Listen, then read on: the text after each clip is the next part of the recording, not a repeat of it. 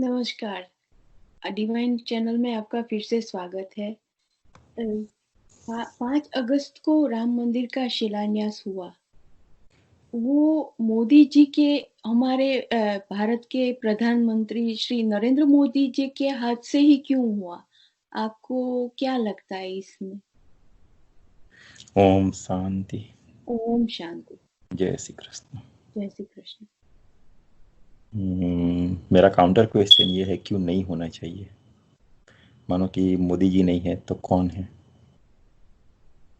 जो भी मैं यहाँ पर बोल रहा हूँ, ऐसा नहीं है कि मैं मोदी का फैन हूँ इसलिए मैं बोल रहा हूँ, ये बात नहीं है। लेकिन आप पहले से सोचो, पहले से स्टार्ट करो। भारत देश को आज़ाद हुए 70 साल हो गए, 70+ ईयर्स। किसी ने कुछ नहीं किया। बहुत सारी चीज़ें ऐसी थी जो करने लायक थी। गरीबी हटानी थी, जो लोगों ने शासन किया उन्होंने गरीबों को हटा दिया। करना था, ऐसा कुछ नहीं किया। क्या ये सब किसी और पार्टी वालों ने बोला था कि मोदी जी आप आओ और आप जाके हर एक घर में जाके हर एक का बैंक अकाउंट ओपन कराओ? नहीं बोला था। लेकिन आगे जो लोग शासन करके गए उन्होंने कुछ छोड़ा ही नहीं था भारत देश के लिए। पूरा खजाना खाली करके गए थे, क्योंकि उनको पता चल गया था कि इस बार हम लोग नहीं आने वाले हैं। पूरा पूरा खाली करके गए थे। तो पैसा चाहिए था, देश चलाना था, कुछ खेल तो है नहीं। तो इसलिए मोदी जी ने स्टार्ट किया सबसे पहले, हर एक का बैंक अकाउंट होना चाहिए। बैंक अकाउंट हुआ, सिक्योरिटी बढ़ी, सिक्योरिटी बढ़ी। अभी आप आपकी सिक्योरिटी है तो आपको ऐसा लगेगा चलो मेरे पास 100 रुपया है, 10 रुपया है, 50 रुपया है, मैं उसमें डाल दूँ। आप नहीं मानेंगे, बैंक अकाउंट सबका खुल जाने के बाद मोदी जी ने एक बार बोला था कि I am really very grateful to all my Indian brothers and sisters, all my Indian people who gave me lots of money to run this country, जो उन्होंने बोला था।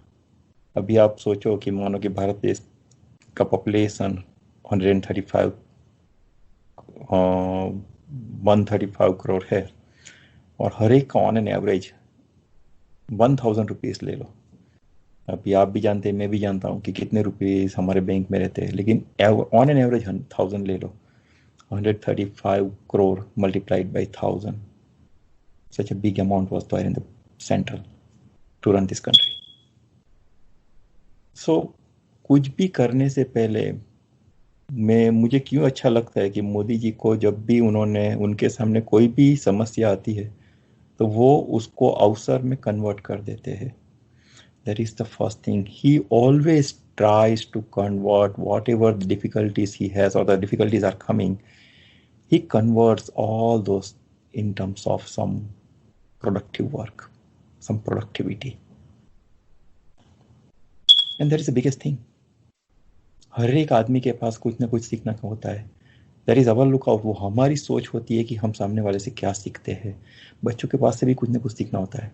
ऐसा नहीं कि बच्चे हैं तो इसलिए उनकी अकल कम है, नहीं आता है, नहीं। वाइफ के पास से भी सीखना होता है, सिस्टर के पास से भी सीखना होता है।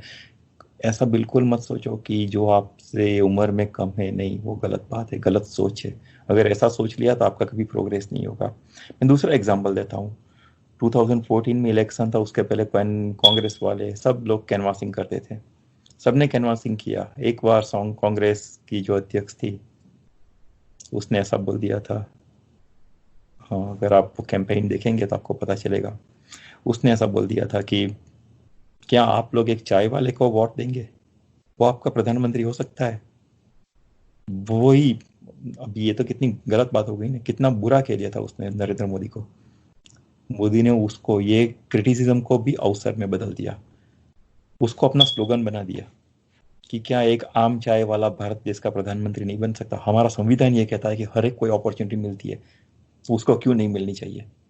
और कोई भी शहर में देख लो, चाय का पोस्टर लग गया था सब जगह पर।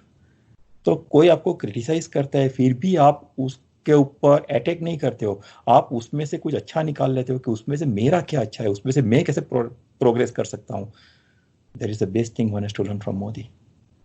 That is the best thing.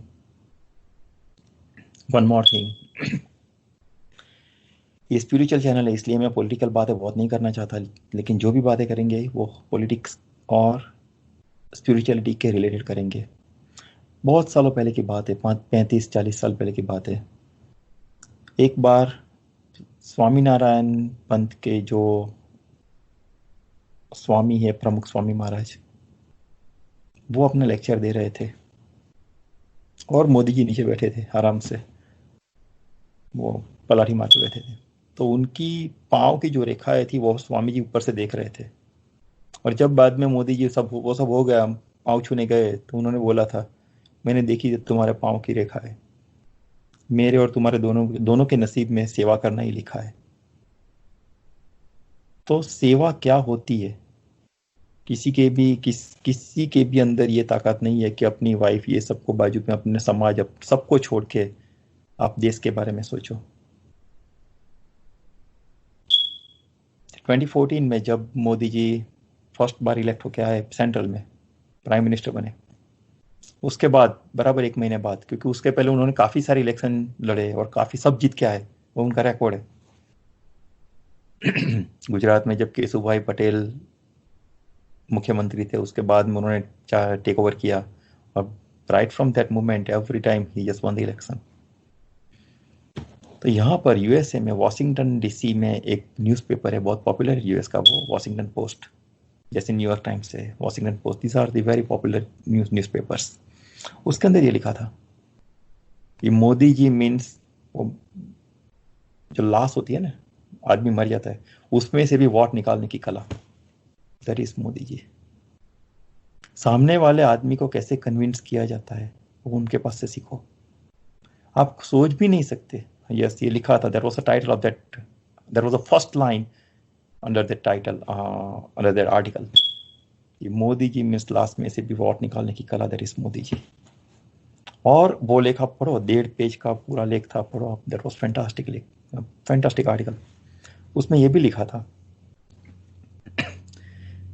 कि यूएस इंटेलिजेंस ब्यूरो वो इतना पावरफुल है कि कोई भी देश के प्रेसिडेंट या प्राइम मिनिस्टर जो भी है, वो क्या कर रहा है और आगे उसकी सोच क्या होगी, क्या करना चाहता है, वो पहले से प्रेडिक्ट कर लेता है। उनका प्रेडिक्शन ऑलमोस्ट 80% करेक्ट होता है, और उसके हिसाब से यूएस अपनी पूरी स्ट्रेटेजी तैयार करता है। And that is why US is number 1 in the world, the supreme power in the world. But in the same article it was written कि मोदी जी, वो भी मानो कि ओबामा से मिल रहे और ट्रंप से मिल रहे, लेकिन बाद में उसके दिमाग में क्या चल रहा है, it is extremely difficult to predict that thing. आप सोच भी नहीं सकते कि उनके दिमाग में क्या चलता है। वो जब कुछ एक्शन में ले लेते हैं, उसके बाद 2-3 दिन बाद समझ में आता है कि इसकी वजह से उसने अगला कदम 4 दिन पहले ये किया था और ये कहा था, उनका एटीट्यूड ये रहा था। तो उनका दिमाग पढ़ना ऑलमोस्ट, यहाँ पर जो लोग हैं उनके लिए तो नामुमकिन है। कि वो क्या करेंगे, क्या कर सकते हैं, अभी आप भी नहीं जानते, मैं भी नहीं जानता, कोई नहीं जानता। That is the best power. ये सीखना चाहिए कि हमारे अंदर क्या है, कितना भी दुख क्यों ना हो, लेकिन वो सामने वाले को दिखाई नहीं देना चाहिए। कितने भी खुश क्यों ना हो, सामने वाले को वो भी पता नहीं चलना चाहिए। तो ये उनके पास, हर एक के पास से कुछ नहीं। अगर आप मुझे पूछे तो मेरा आइडल कौन है, मेरा आइडल मैंने कई बार बोला है, Ratan Tata is my idol. और मैं अभी आपको ये भी बताना चाहूंगा कि एक बार आप ऑक्सफोर्ड में रतन टाटा ने जो स्पीच दी थी थोड़े साल पहले, आप सुनना वो, it was amazing speech, beautiful, powerful speech I would say. वो अलग बात हो जाएगी। लेकिन मोदी जी में ये है, थोड़े पीछे जाते हैं। अभी ये किसके लिए कर रहे थे, वो सेम आर्टिकल, वॉशिंगटन पोस्ट के सेम आर्टिकल में लिखा था कि उनका एक ही लक्ष्य होता है, भारत देश में, भारत देश को इसमें क्या फायदा है। कोई भी डील होती है, कहाँ पर भी कन्वर्सेशन होता है, कोई भी मीट होती है, कुछ भी होता है, his only intention is how to get benefit of my country, how to get the benefits of from that event. एक ही उनका लक्ष्य होता है। 70 साल में, अभी हम 70 साल में काफी सारे प्रधानमंत्री भारत में भी हो गए, एशिया में भी हो गए, पूरे वर्ल्ड में हो गए, किसी का भी ये एटीट्यूड आज तक देखने में नहीं आया है। 2014 2014 में जब वो इलेक्शन जीते भी नहीं थे, कैनवासिंग चल रहा था, मोदी जी सनातन धर्म में मानते हैं, हिंदू है ना, नेचुरली उनका धर्म है, लेकिन जब वो प्रधानमंत्री होते हैं, प्राइम मिनिस्टर होते हैं, तब वो ये सब नहीं मानते। वो मुस्लिम, हिंदू, ख्रिस्ती, ईसाई सबको एक मानते हैं, लेकिन अपना धर्म अपना होता है। उन्होंने किसी को रोका भी नहीं है, तो वही वो चाहेंगे ना कि उनको भी ना रोका जाए। वो जब अयोध्या गए तो ऐसा सोच के नहीं गए कि मैं भारत का प्रधानमंत्री हूँ।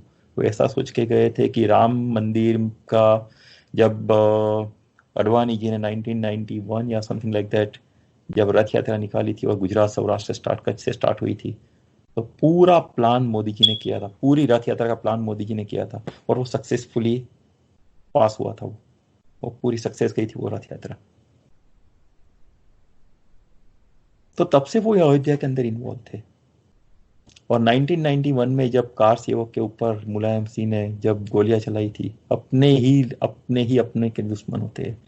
हिंदू धर्म पिछड़ा हुआ इसलिए है कि अपने लोग ही अपने को मारने पर तुले हुए होते हैं। अपने लोग ही अपनी टांग खींचते हैं, अपने लोग ही अपना प्रोग्रेस नहीं देख सकते, और उसका बेनिफिट दूसरा लेते हैं। सबसे बड़ा ड्रॉबैक हमारे हिंदुओं का यही है। एक बार ये निकाल दो, एक बार ये निकाल दो, किसी ने गलती की माफ कर दो, अपनों ने की पहले माफ करो, बाद में देखो प्रोग्रेस। अब प्रोग्रेस जाने दो, आपका खुद का प्रोग्रेस कितना होगा, और खुद हर एक आदमी का ऐसा प्रोग्रेस होगा तो देश का प्रोग्रेस होगा। देश कोई एक चीज तो है नहीं, देश पूरे आदमियों से भरा हुआ है। हर एक ने ठान ली कि मुझे मेरा प्रोग्रेस करना है, तो अल्टीमेटली क्या होगा, देश का प्रोग्रेस होगा। और वही तो मोदी जी बोल रहे हैं, आप अपने आप को आगे लाओ, अपने आप को बढ़ाओ, आत्मनिर्भर बनो। जो मुहिम उन्होंने चलाई है, क्यों 70 साल में किसी ने ये नहीं सोचा कि भारत देश को इंडिपेंडेंट बनना चाहिए। हम अभी 15 अगस्त आ रहे हैं, हम लोग सोचते हैं कि हमें इंडिपेंडेंट बनना है, हम ये मीन्स इंडिपेंडेंस डे सेलिब्रेट करते हैं, ये करेंगे वो करेंगे, लेकिन 16 अगस्त को सब भूल जाते। जॉब पर लग गए, पूरा 15 अगस्त की छुट्टियां एंजॉय कर ली, हो गई बात। तो वो देश की भावना कहाँ चली आई आपकी, जो हमेशा जीवंत रहनी चाहिए, नहीं रहती है हमारी। मोदी जी के अंदर देखो, उसके एटीट्यूड में देखो, उसके बिहेवियर में देखो, जहां पर भी जाते हैं उनकी देश भावना झलक कर बाहर आती है। और वही मैं नहीं बोल रहा हूँ, ये वॉशिंगटन पोस्ट ने लिखा है ये सब, कि उनके दिमाग में एक ही बात चलती है कि मेरा देश का क्या भला है इस बात में, बस यही यही स्लोगन लेके वो चलते हैं। एक बार स्पिरिचुअल डिवाइन लाइट चैनल में मैंने बोला था कि एक रूम के एक बंद कमरे के अंदर बैठ के आपने सालों तक साधना की है, और मानो कि डिवाइन लाइट तक पहुंच गए, आप ईश्वर को प्राप्त कर भी लिया, फिर भी कुछ कमी रह जाती है। और वो कमी ये है कि आपने जो प्राप्त किया वो आपको सोसाइटी को देना होता है। आपका खुद का प्रोग्रेस सिर्फ नहीं होना चाहिए, सोसाइटी का भी प्रोग्रेस होना चाहिए। और इसीलिए काफी सारे पंथ ऐसे नहीं निकले हैं। मानो कि राम कबीर पंथ निकले, बुद्ध पंथ निकला, मोहम्मद पैगा मीन्स मुस्लिम पंथ निकले। अल्टीमेटली हजारों साल पहले सब सब मानव ही थे, सब वो ऐसे नहीं निकले। लेकिन जब उनका जो डिसाइपल था, मोहम्मद पैगंबर था या यीशु ख्रिस्त था, जो भी था, उन्होंने डिवाइन लाइट तक पहुंचने की कोशिश की, तब उनको पता चला कि only praying the God that is not sufficient, that is not enough. we have to sacrifice for the society, we have to do lots of things for the society. जो लोग आज आप सोचेंगे कि हिमालय में जाके तप कर रहे, साधना कर रहे हो, भगवान को प्राप्त कर लिया, काफी सारे लोग हैं, 500 1000 साल के लोग वहां पर है। लेकिन आपको और मुझे पता नहीं है, लेकिन वो जानते हैं कि उनका पिछला बर्थ क्या था। उस टाइम उन्होंने काफी सारा समझ का काम किया होगा। करना ही पड़ेगा, सबको करना पड़ेगा। मोदी जी के बारे में ऐसा कहा जाता है कि जब वो छोटे थे और हम लोग छोटे, तो वो अपनी जन्म पत्रिका दिखाते हैं ना, हॉरोस्कोप।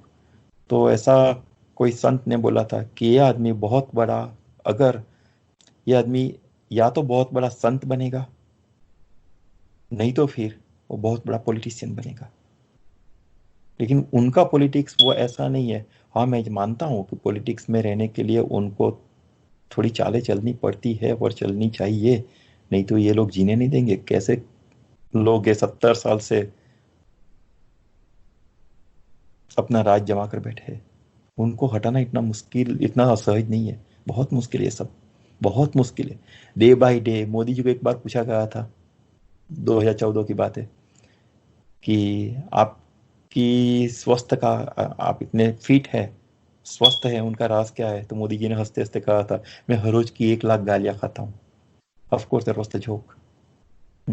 तो इतने गंदे लोग के बीच में रह के राज करना और उसमें भी अपनी आइडेंटिटी बनाए रखना और उसमें भी कोई पैसा नहीं गलत तरीके से पैसा नहीं लेना, मैंने तो आज तक कोई नहीं देखा है।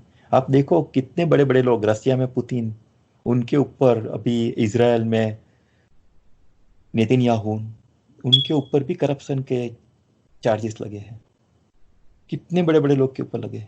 अभी इजराइल में कितना कितना अच्छा कंट्री कि जहाँ हर कोई अपने देश के लिए जीता है, उनके प्रेसिडेंट के ऊपर ये चार्ज लगे।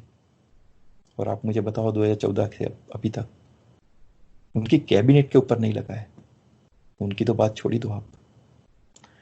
एक और बात मैं आपसे कहना चाहूंगा, अगर आपको मोदी जी में से और कुछ सीखना है तो सीखिए उनका मैनेजमेंट पावर। आप घर में अपने दो बच्चे को हैंडल नहीं कर सकते हो, वो अपने आपके सामने हो जाएंगे। आपकी बीवियाँ तो हमेशा सामने होती है, वो तो मानता हूं मैं, लेकिन उनको हम हैंडल नहीं कर पाते। मोदी जी ने अपने पूरे कैबिनेट को हैंडल किया हुआ है। और आप देखो वहां पर कौन कौन से लोग हैं। कई लोग बोलते हैं मोदी जी सांप्रदायिक है। अगर वो सांप्रदायिक है तो उनकी कैबिनेट में अब्बास नकवी है, मुस्लिम है, उनको कैबिनेट मंत्री है, क्यों बनाया? मुझे और आपको दिखाने के लिए नहीं। और लघुमती संप्रदाय के मंत्री ही है वो। 2014 में उनको जो वोट देने वाले थे उसमें मुस्लिम समुदाय बहुत बहुत बड़ी संख्या में था। क्यों? एक बात हमेशा सच मानने, हमेशा सच माननी चाहिए कि जब हमारा इंटेंशन सही होता है तो न चाहते हुए भी सामने वाला तुमको सपोर्ट करेगा। मोदी जी के व्यक्तित्व से ये बात झलक के बाहर आती है कि जब हमारा इंटेंशन साफ होना चाहिए, बस इसके लिए। एक छोटा सा इंसिडेंट है, छोटा सा प्रसंग है। जब मोदी जी गुजरात के चीफ मिनिस्टर थे और उनके बड़े भाई, शायद प्रहलाद भाई ऐसा कुछ नाम है, मुझे बहुत पता नहीं है, लेकिन उनका ऐसा कुछ नाम है। उनकी एक बेटी है, वो 10वीं कक्षा में कुछ डिस्टिंक्शन नहीं, सॉरी, ग्रेजुएट हो गई थी, फर्स्ट क्लास ऐसा कुछ आया होगा। और गांधीनगर में अपने चाचा से मिलने गई, चीफ मिनिस्टर मोदी से मिलने गई। और उसने बोला कि अंकल आप थोड़ा रेकमेंड कर दो तो मेरी लाइफ बन जाएगी। मैंने सुनी हुई बात है, मैंने देखा नहीं। मोदी जी अंदर गए, अंदर से 101 रुपये निकल के लाए, लड़की के हाथ में दिया, उसके माथे के ऊपर अपना हाथ रखा। बेटा तू जो मेरी बेटी है, मेरे भाई की लड़की मेरी बेटी बराबर हुई, मेरी बेटी हुई तो वैसे ही पूरे गुजरात में जितनी लड़कियां हैं वो सब मेरी बेटियां हैं, तो मैं किसी के साथ पार्शियलिटी नहीं कर सकता। ऐसा करके आशीर्वाद देके अपने खुद के लहू को अपने भाई की बेटी को उन्होंने विदा किया था। ये जुनून होता है राष्ट्र प्रेम। मैं और आप नहीं कर सकते। अगर हमारे पास पावर है तो हम कहीं ना कहीं उसका मिसयूज करेंगे ही करेंगे। इतने क्लीन हम नहीं रह सकते। मैंने बोला ना, कृष्ण भगवान ने भी गीता में कहा है, अर्जुन को ऐसा कभी नहीं बोला कि तू उसको मार के हस्तिनापुर ले ले। नहीं, धर्म की रक्षा के लिए अगर किसी को मारना पड़े तो मार, तू अपना मन उसमें मत लगा, लेकिन मार उसको, क्योंकि धर्म की रक्षा उसी से होती है। तो मोदी जी को भी कितना थोड़ा बहुत पॉलिटिक्स काफी हद तक करना पड़ता होगा, मैं मानता हूं, और करना ही चाहिए अगर धर्म की रक्षा करनी है तो। 500 साल का आप इतिहास देखो। आप अभी काफी सारा वायरल हुआ था लास्ट वीक व्हाट्सएप पर सब पर कि अयोध्या क्या है, कितना लहू बहा है हम हिंदुओं का वहां पर, कितनी बार अटैक हुआ है, लाखों लोग मरे हैं, हिंदुओं को काट काट के कुएं में डाला गया था और कुआं भर दिया गया था। कितनी बार मंदिर टूटा, कितनी बार।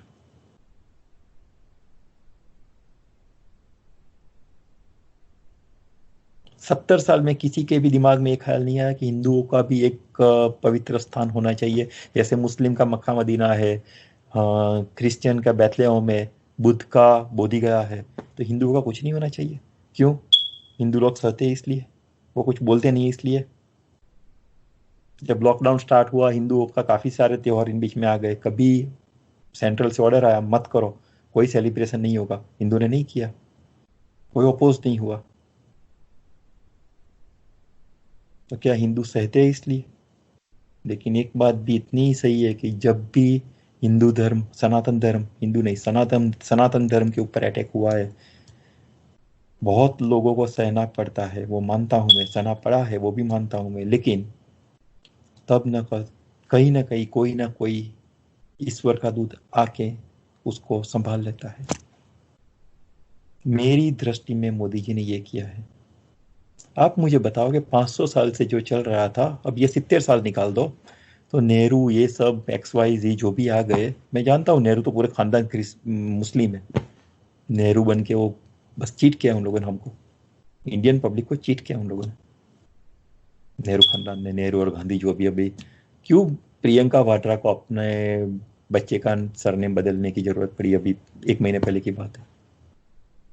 वो वाड्रा रख सकती थी, लेकिन वो रोहन वाड्रा निकाल के रोहन गांधी कर दिया उन्होंने। वो फ्यूचर में आएगा और गांधी के नाम पर आपके पास वोट लेने आएंगे और आप देंगे, और फिर मुस्लिम राज स्टार्ट हो जाएगा भारत देश में।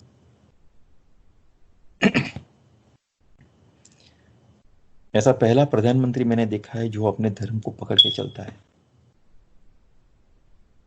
फिर वो काशी में जाना होता है, कोई मंदिर में जाना, वो आराम से जाते हैं, उनको बिल्कुल पड़ी नहीं है, वो उस टाइम वो वोट बैंक नहीं देखते। अगर उन्होंने वोट बैंक देखी होती तो 2001 आई थिंक सो, जब कार सेवक के ऊपर जब वो लोग आ रहे थे और गोधरा कांड हुआ था, गोधरा में जब हमला हुआ था, पूरे सबको जला दिया गया था। उस टाइम जो भी हुआ वो मैं बहुत डिस्क्लोज करना नहीं चाहता हूँ, उस टाइम में इंडिया में था, जिंदा जलाया गया था एक कम्युनिटी के द्वारा। और मोदी जी ने जो स्टेप लिया, उस टाइम उन्होंने ये नहीं देखा था कि ये करने के बाद शायद मेरी चीफ मिनिस्टर की कुर्सी जा सकती है, किसी की भी चली जाती, उन्होंने ये नहीं देखा था। तो सनातन धर्म की रक्षा के लिए किसी न किसी को आगे आना ही होगा। हम लोग इतने नपुंसक है कि एक आदमी इतना आगे आता है तो हम लोग उसको सपोर्ट भी नहीं कर सकते, या हम लोग नपुंसक है उनकी कंपेयर में। आप क्या जानो डिवोशन, राष्ट्र प्रेम क्या होता है, सीखो उनसे। वर्ल्ड में किसी भी पार्लियामेंट में जाने से पहले पांव, फर्स्ट टाइम पांव रखने से पहले किसी को देखा है कि उसको साष्टांग दंडवत प्रणाम करें? मोदी जी लोकसभा में गए, उससे पहले लोकसभा के फर्स्ट स्टेप के आगे पूरे साष्टांग दंडवत प्रणाम किया था। ये पॉलिटिकल एजेंडा नहीं है। पॉलिटिकल एजेंडा तो आपको कुछ ना कुछ उसमें से लाभ निकालने वाली बात करेगा। वो तो इलेक्शन जीत चुके थे, बाद में गए थे वहां पार्लियामेंट में, लोकसभा में, उनको जरूरत नहीं थी अगर पॉलिटिकल एजेंडा होता तो। लेकिन एक राष्ट्रीय भावना होती है, वो डेवलप करने की जरूरत होती है। कई लोग बोलते हैं कि मोदी जी अभी वो फालतू आदमी है कुछ ओवैसी करके, कि मोदी अभी हिंदू राष्ट्र बनाना चाहता है। अरे स्टूपिड फेलो, इतना तो सोच कि ये वही मोदी है जिसने 1 साल पहले तुम लोगों की कास्ट में से 3 तलाक निकाला, जो 70 साल तक तुम खुद नहीं कर सके। सनातन धर्म वाले कोई आए, उसने आपके धर्म को सुधारा, आपको तो उसके पांव छूने चाहिए। क्या क्रिटिसिज्म करते हो? ऊपर पहुंच तो नहीं सकते उनके जितना ऊपर, टांग तो मत खींचो, क्योंकि उनकी जिंदगी ऐसे में ही जाती है, कर भी नहीं सकते, और कुछ कर क्या सकते हैं। सूरज के ऊपर धूल आप मान के कुछ डस्ट ना हो, क्या क्या अपने मुंह पर आएगी, ऐसा ही होता है। क्योंकि मोदी ने अपने आप को इतना ऊपर उठा लिया है, वो बोलते हैं ना कि दूसरों की लाइन भूसो मत, बस अपनी लाइन बढ़ाओ, उतनी ये लाइन बढ़ा दी है उसने कि अभी उनके ऊपर अटैक करना भी अभी कोई मानने वाला नहीं है। अभी राहुल बोलता है राफेल में ऐसा हुआ ऐसा हुआ, सुप्रीम कोर्ट में गया और सुप्रीम कोर्ट ने ये, काफी सारे पढ़े लिखे लोग हैं सुप्रीम कोर्ट में, उनका जजमेंट आया कि नहीं, एक पैसे का भी हेर फेर नहीं हुआ है। क्या कुछ बोलो तो कुछ तो समझ के बोलो। अभी भारत में जो भी लोग हैं मोस्टली लिटरेट हो गए सब, लड़के लड़कियां सब यंग ब्लड है, और आप उनको चीट करना चाहते हो, कहां से होगा? कभी किसी प्राइम मिनिस्टर को मैंने ऐसा नहीं देखा है, वाजपेयी जब गुजर गए उस टाइम खुले पांव मीन्स चल के आए थे मोदी जी, खुले पांव में चल के आए थे। पूरी स्मशान यात्रा में भारत का प्रधानमंत्री चल के गया। क्यों? क्योंकि सनातन धर्म भारत में स्थापन करने की नाव वाजपेयी ने रखी थी। तो क्यों नहीं उनके हाथ से होना चाहिए? जो भी साधु संत है उसमें भी कितने चार झगड़े होते हैं। मीन्स झगड़े कब होते हैं? जब कुछ चाहिए होता है तब। मीन्स कुछ अपनी इंद्रिया फिर भी काम कर रही होती है तब होते हैं। मीन्स कुछ अभी आपके दिमाग में कुछ पाने की लालसा है तो उनके हाथ से क्यों होना चाहिए? नहीं होना चाहिए। मोदी जी काफी सारे पूरी दुनिया घूमे, जितनी भी गिफ्ट मिलती है सब गिफ्ट वो वहां पर रख देते हैं देश के लिए। क्या क्या बोलते हैं, म्यूजियम में रख देते हैं, अपने पास नहीं रखते। उनकी पर्सनल गिफ्ट भी वहां रख देते हैं। ये डिवोशन होना चाहिए। सूरत का कोई व्यापारी था, उसने मोदी जी को पूरा सिल्वर और गोल्डन वाला सूट दिया था जिसकी कीमत कुछ 5 लाख जैसी थी। मोदी जी ने पहना, उनको पता होगा नहीं पता नहीं, वो तो मुझे, लेकिन जब बात मोदी, ये राहुल वाहुल वो सब है ना, उसने चालू कर दिया था प्रोपेगेंडा, मोदी जी इतने सूट बूट वाली सरकार है, ऐसा वैसा।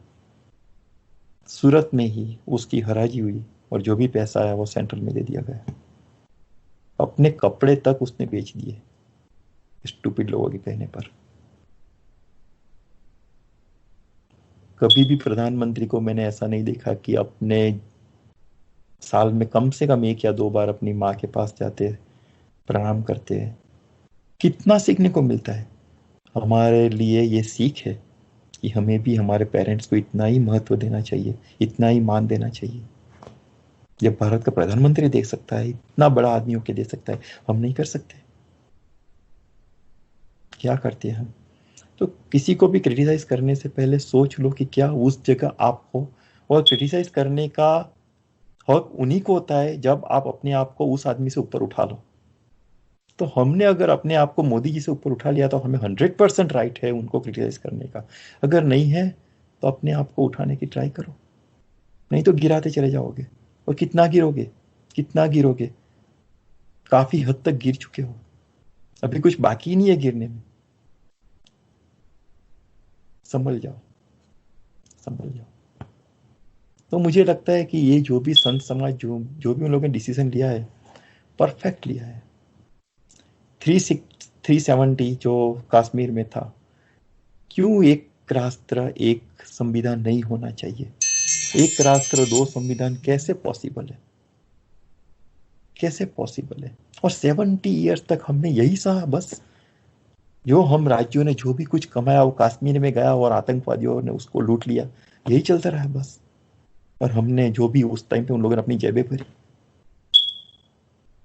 एक काफी सारे, गुलाम नबी आजाद में नाम के साथ बोलता हूँ, 500 साल तक, कपिल सिब्बल उन लोगों ने बोला था 500 साल तक कोई माइका लाल ऐसा पैदा नहीं होगा, और हुआ है, जो कश्मीर से 360 हटा सके। हटा दिया भाई, माइका लाल पैदा हो गया। क्या कर लोगे? क्या कर लोगे? आप नपुंसक होकर रह गए हो। अभी कुछ बचा ही नहीं आप लोगों के अंदर। जितनी थोड़ी बची कुछ जिंदगी है, अपने आप घर में बीवी बच्चों के साथ टाइम पास करो। इस समाज देश सबको पता चल गया है कि सबसे बड़े कातिल आप लोग हो। और मोदी जी का तो रिकॉर्ड है, वो जब भी एक बार किसी भी चीज में घुस जाते हैं फिर उसको निकालना मुश्किल, नामुमकिन हो जाता है। गुजरात के चीफ मिनिस्टर जब से स्टार्ट किया कोई हरा नहीं पाया उनको। और सेंट्रल में भी यही होने वाला है 2024 में। मोदी जी है तो भाजपा ही है। हाँ, उसके बाद पता नहीं मुझे, लेकिन मोदी जी है तो वो है।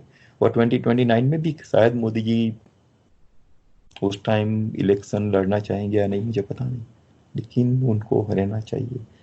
अगर रसिया में पुतिन, चाइना में जी जिनपिंग, वो रसिया में पुतिन का भी होगा, 2036 तक वही प्रेसिडेंट रहेगा।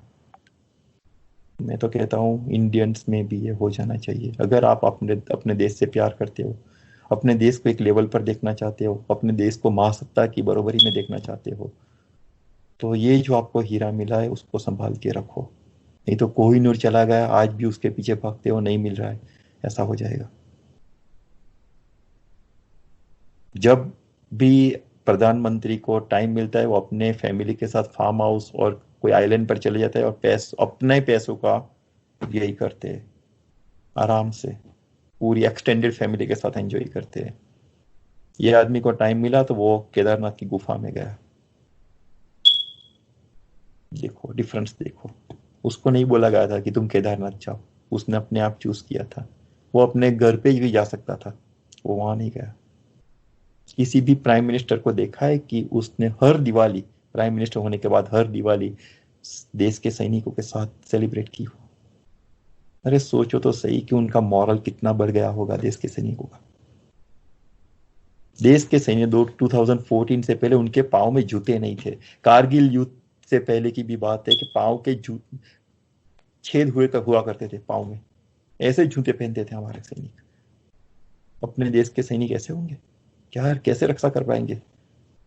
सिर्फ जज्बे से रक्षा नहीं होती है, कुछ ना कुछ तो चाहिए होता है ना। आर्मी को कोई सपोर्ट नहीं मिला, आगे की सरकार 2014 से पहले की बात कर रहा हूं। पैसा न होने के बाद पैसा खड़ा किया और उनको सहूलत दी। 70 साल में 1 रैंक 1 पेंशन नहीं हुआ था आर्मी के लिए। क्यों? मोदी ने आते ही वो हाथ में लिया, क्योंकि वो जानते हैं कि इस देश के सैनिक है तो ये देश है। पूरा जीवन उनकी पूरी दिनचर्या कुछ भी जो continuously he is just thinking for the progress of your country, progress of our people. We should be grateful to him. क्यों नहीं होना चाहिए? क्यों इनके हाथ से राम जन्मभूमि की शिलान्यास विधि नहीं करनी चाहिए? I think that is the perfect right choice in my opinion. क्यों नहीं होना चाहिए? काफी सारी चीजें हैं, ऐसी नहीं है कि ये इतनी छोटी छोटी बात उन्होंने सोची। उन्होंने शौचालय तक सोचा कि हमारे भारत सनातन धर्म में, सनातन धर्म का नाम ही यही है, जो मर्यादा पुरुषोत्तम राम की है जिस धर्म के अंदर। तो मर्यादा क्या कहती है कि हमारी बहन बेटियां खुले में शौच करने जाए, क्यों हम ये वो सहूलत नहीं दे सकते? कितनी छोटी बात। 70 ईयर्स तक स्टूपिड इडियट लोगों ने वो भी नहीं सोचा कि इतना तो कर दे एटलीस्ट। तो मोदी जी को आके 70 साल के बाद आपके शौचालय बनाने पड़े, ये नहीं कर सके आगे वाले, बस बफोर्स किया, ये किया, वो किया। कितनी छोटी बात है, लेकिन आप सोचो इसका इंपैक्ट कितना होता है। आप अपने देश की बहु बेटियों की नहीं, अपने देश की आबरू को संभाल रहे हो इस टाइम। तो ये सोच बहुत बड़ी चीज होती है। और वो अगर यही सोच से, अच्छी सोच से आपने कोई भी कर्म किया तो वो डिविनिटी ही कहलाएगा, डिवाइन लाइफ तरफ ही ले जाएगा। तो मोदी जी के भाग्य में इस बार ये है कि वो पब्लिक की इस तरह से सेवा कर रहे हैं। किसको पता नेक्स्ट बर्थ में शायद उनको लिबरेशन मिल जाए, क्योंकि विदाउट एनी काइंड ऑफ कुछ भी उनको चाहिए नहीं है, कुछ भी चाहिए नहीं होता है, फिर भी लोगों की सेवा करते रहना, ये क्या हुआ? हमारी चैनल के हिसाब से ये निष्काम कर्म हुआ। तो इतने अच्छे कर्म करने के बाद अगर समाज सेवा हो गई तो फिर बाकी क्या रहा? बस अभी हो सकता है कि नेक्स्ट बर्थ में उनको लिबरेशन के आगे चली जाए। तो उसके ऊपर ये सब डिपेंड करता है। काफी सारी चीजें, ऐसे तो काफी सारी चीजें हैं। दूसरी बात, कई सारे गांव में उन्होंने बिजली पहुंचाई, रोड बनवाए। मुझे लगता है मैंने काफी सारा टाइम ले लिया आपका। बिजली पहुंचाने का काम हम नहीं कर सकते थे? और सबसे बड़ी बात मोदी जी से पास कई कौन से सीखनी है? 2014 तक पाकिस्तान और अमेरिका दोनों एक थे, और इसके लिए हम लोग कुछ नहीं कर सकते थे, क्योंकि कितना भी टेररिस्ट बढ़ा ले पाकिस्तान, अमेरिका का सपोर्ट था, कुछ नहीं कर सकते थे।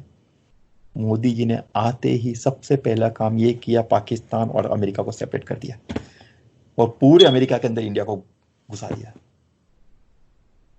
आज देखो आप, इंडिया और America they are the best friends, जो इम्पॉसिबल था। एक और अमेरिका, एक और रसिया, दोनों को हाथ में लेके चलना, क्या ये आप इस बार मुझे राजकुमार का डायलॉग याद आता है कि खुद ही को कर बुलंद इतना कि हर तकदीर से पहले खुदा खुद बंदे से पूछे, बता तेरी रजा क्या है। ये चीज मैंने मोदी जी में देखी है। And management is excellent. आप IIM अहमदाबाद से मैनेजमेंट का कोर्स करके आओ, लेकिन मोदी जी के पास से सीखना पड़ेगा।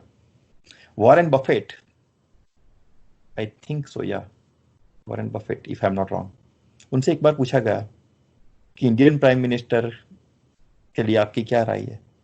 उन्होंने ऐसा बोला था कि मैं दुनिया में, शायद नाम थोड़ा मैं भूल गया, हाँ, उन्होंने ऐसा बोला था कि दुनिया के किसी न किसी, कोई भी लोग हो, किसी न किसी को मैंने कुछ ना कुछ सिखाया है। मोदी जी के लिए मुझे सिखाने लायक कुछ नहीं है, मैं उनको कुछ नहीं सिखा सकता। यहाँ के US में अभी उनका तो कुछ इन्फ्लुएंस है नहीं वहां पर कि मोदी जी कुछ कहे इसलिए वो ऐसा बोले, नहीं। उनको सिखाने के लिए मेरे पास कुछ नहीं है। पूरी दुनिया के लीडर्स को जिन्होंने सिखाया वो ऐसा बोल रहे हैं मोदी के लिए। तो मेरे प्यारे भाई बहनों, आपको जो हीरा मिला है उसको संभाल के रखो। वो है तो आप है, बाकी चाइना कब का आपको कैप्चर कर चुका होता। वो है तो अभी आर्मी इतनी स्ट्रांग है, चाइना को आंख दिखा सकती है। वो है, कर लो। कोई ना कोई विरल व्यक्तित्व मोदी जी अब किसी भी फॉर्म में आएगा, हिंदू धर्म को बचा लेगा। तो तुम कितना भी सोच लो, गांधी लोग कितना भी सोच लो, सनातन धर्म को नहीं गिरने, आप गिराना चाहो तो अभी नहीं गिर सकता। वो आपके हैसियत की बाहर की बात है। ये सब 370 नहीं बचा पाए, तुम क्या सनातन धर्म की बात करते हो? नहीं कर सकते। तुम पॉलिटिक्स करते रहो, जिंदगी पूरी हो जाएगी आपकी, इतना काफी आपके लिए। काफी सारी चीज अभी भी बोल सकता हूँ, लेकिन मुझे लगता है अभी टाइम बहुत हो गया, तो मुझे स्टॉप होना चाहिए अभी। तो ओम शांति, जय Shri Krishna. Thank you friends, आपका बहुत धन्यवाद। थैंक यू सर, आपने बहुत अच्छे विचार प्रकट किए। मैं अपनी ओर से मोदी जी को और सारे भारतवासियों को राम जन्मभूमि के शिलान्यास की ओर से शुभकामनाएं देना चाहती हूँ। और आप लाइक करें, सब्सक्राइब करें और अपना कोई प्रेफरेंस हो तो कमेंट में लिखें। Thank you.